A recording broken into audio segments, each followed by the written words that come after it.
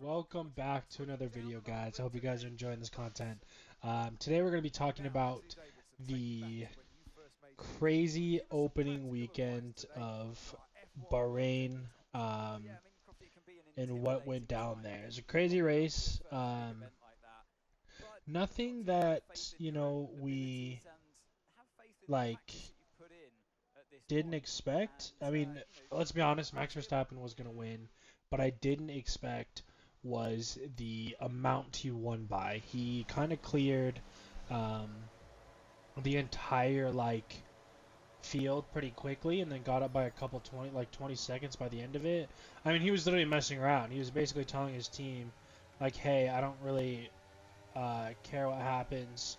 Um, if someone's trying to set a faster lap, you let me know, and I will set a faster one than that." So, that being said, yes, Max did come in first, but we did get to see some raw pace out of Carlos Sainz, and that's something that I was hoping to see this season, considering that Ferrari's cutting him. I really like him, and I want him to keep his seat and all the chances he gets to do the best on that team. I really hope he does. He is one of my favorite drivers, and to see him get cut like that was very disappointing. And to see Hamilton finish that far down also makes me smile a little bit. Um, and not because I don't like Hamilton. It's just because, like I said, I wanted Carlos to keep that spot, and it made me happy. He won Driver of the Day. He had strong pace. He caught Russell. He beat Leclerc fair and square. They let him race, and so that made me smile a little bit. Max Verstappen winning is kind of boring at times, but seeing the raw pace from him made it definitely worth it. And then going down to Charles Leclerc. Charles Leclerc had a few mishaps. I believe it was turn 11, if I'm not mistaken, where you kind of go down to that sharp left-hander. He kept locking up. He couldn't, at the beginning of the race, he could not find the braking confidence or figure out the braking. That could have been a car issue, not necessarily his fault.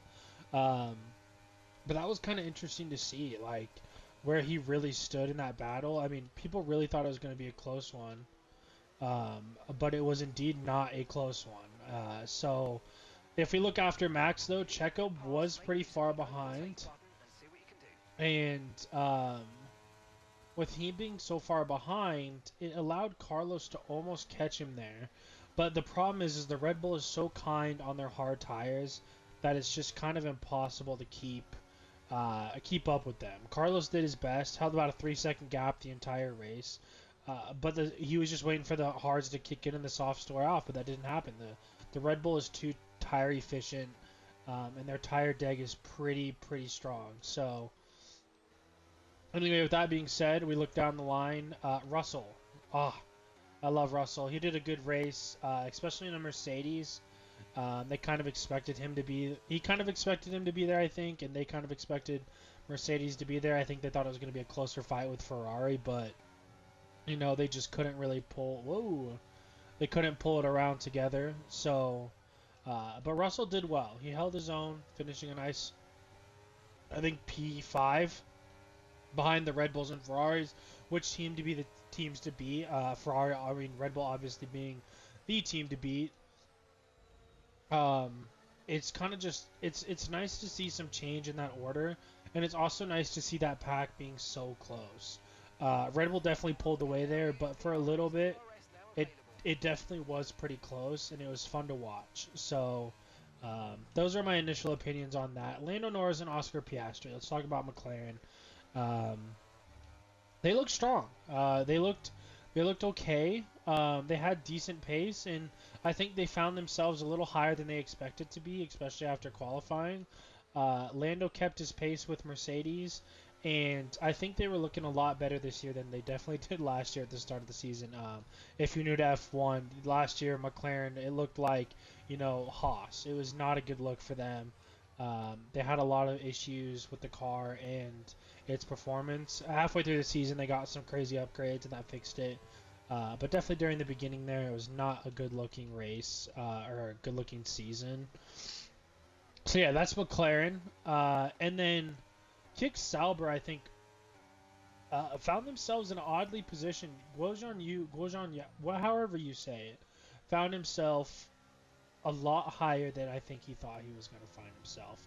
I believe at the timesheets he was 11th. Correct me if I'm wrong, but I'm pretty sure he's 11th, and that is something we love to see. Um, he really performed, and that makes me happy because Kick Sauber wasn't expected to do good, but they were behind the top leading teams, which were Red Bull, Ferrari, Mercedes, and Aston Martin, which I'll get to in a second. But he found himself looking pretty in that spot. And then speaking of Aston Martin, Fernando did not defend today, and I don't blame him. His car, compared to last year, was not the car I think he expected them to have. Um, he he didn't look as strong. He was being passed up by everyone, and not putting up a fight. Kind of knowing that this is not his race, this is not his time to put up a fight and risk it. Him and Stroll come around in the top 10, and I think they had an okay race. Um, they definitely performed well. So I think that, and by well I mean I think they performed better than they thought they would. Uh, Maybe a little worse than they thought they would, but they knew they just didn't have the raw pace that the top teams did. Now looking down, we got Haas. Haas had a pretty good finish this week. Uh, I believe it was K-Mag. I could be wrong. Either K-Mag or Hulkenberg. It might have been Hulkenberg. But they were putting in some laps. I believe they finished 12th, which is quite impressive for a Haas. It's not something you see every day. And it was just good to see them up there. Good to see them shining a little bit. Um, and then we could talk about some drama over at the Racing Bulls. So, towards the end of the race, Daniel requested a switch, and Yuki Tsunoda said no, basically. He said, I don't want to do this. You guys are screwing me over. I have Magnussen in my sights. And they said, we don't care. Please switch. And Daniel Ricciardo kind of saying enough said about it.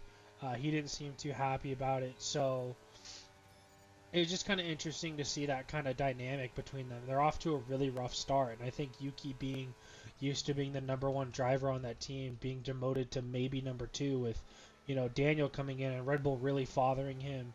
I think it's hard for Yuki to take a seat back.